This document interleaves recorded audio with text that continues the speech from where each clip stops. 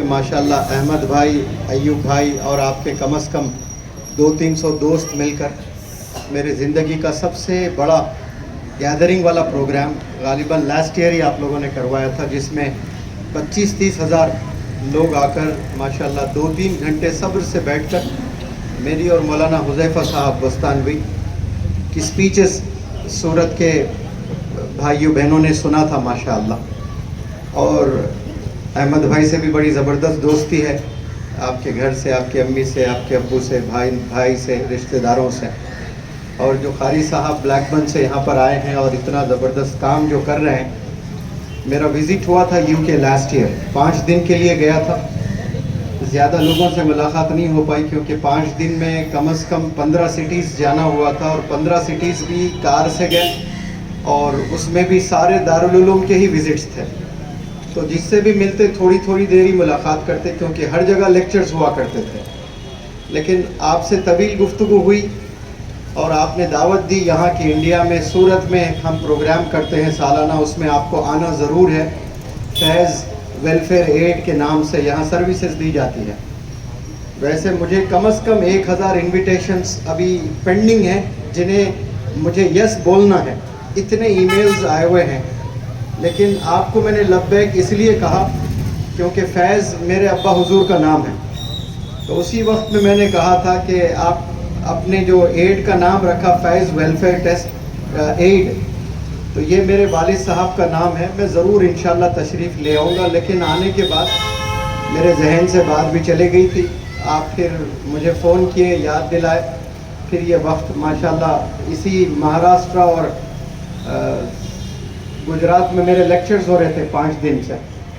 تو آج مجھے یہاں صبح ایک پروگرام، شام میں ایک پروگرام، پھر مولانا محمود مدنی صاحب سے جڑا ہوا ہوں.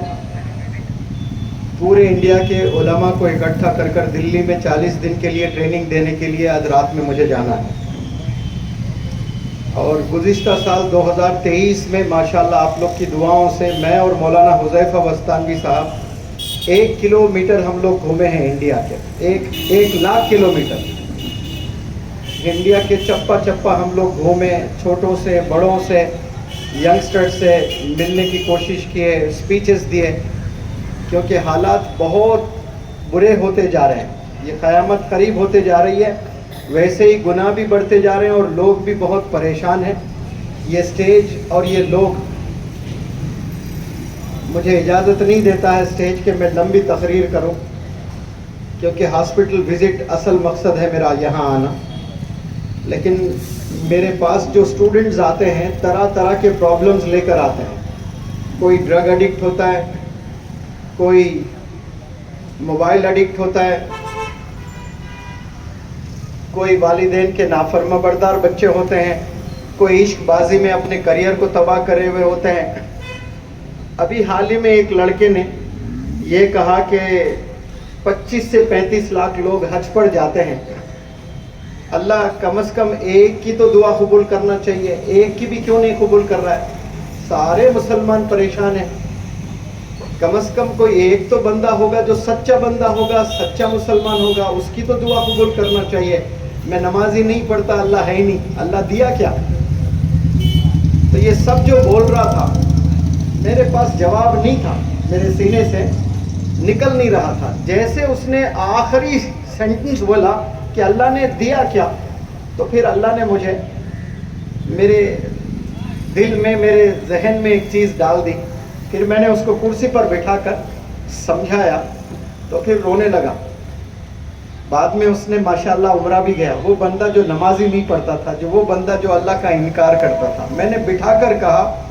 ایک دفعہ مسجد نبوی میں ایک اللہ کا بندہ بیٹھ کر، ایک برتن ہے جس میں پانی ہے اور کاٹن انگلش میں کہتے ہیں، اردو میں آپ لوگ پتہ نہیں اس کو کیا بولتے، روئی ہم لوگ کہتے ہیں.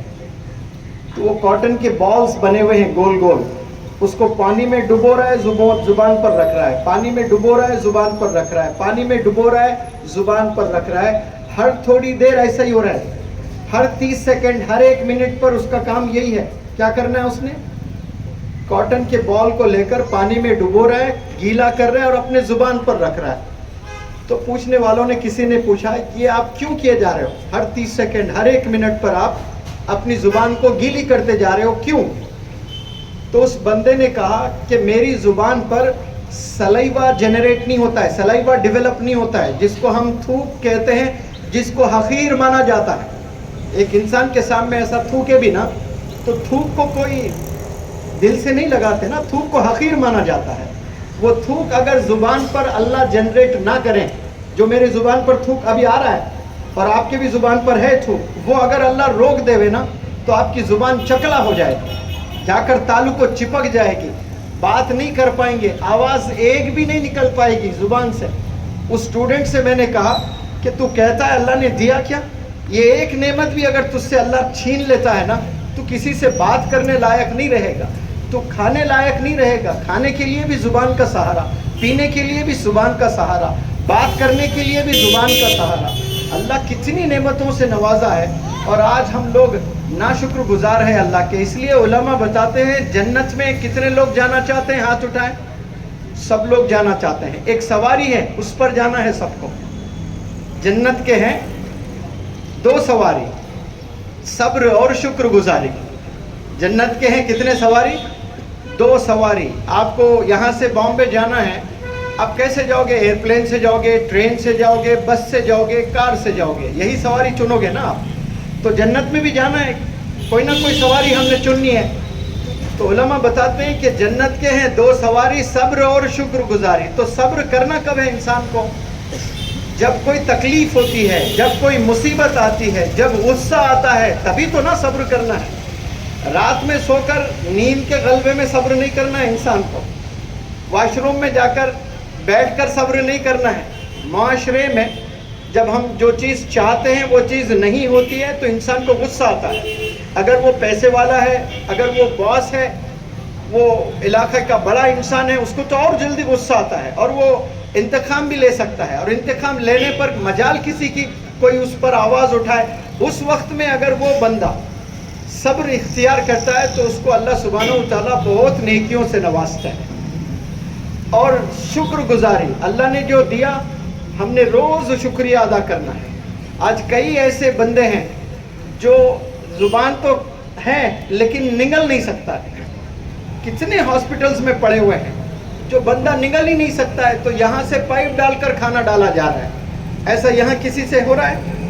الحمدللہ کہیے کسی کے ساتھ ایسا نہیں ہو رہا ہے۔ ایسا لاکھوں لوگوں کے ساتھ ہے جو ہمارے ساتھ نہیں ہو رہا ہے ماشاءاللہ۔ تو پھر اللہ کا کرم ہم پر بنا ہے کہ نہیں ہے؟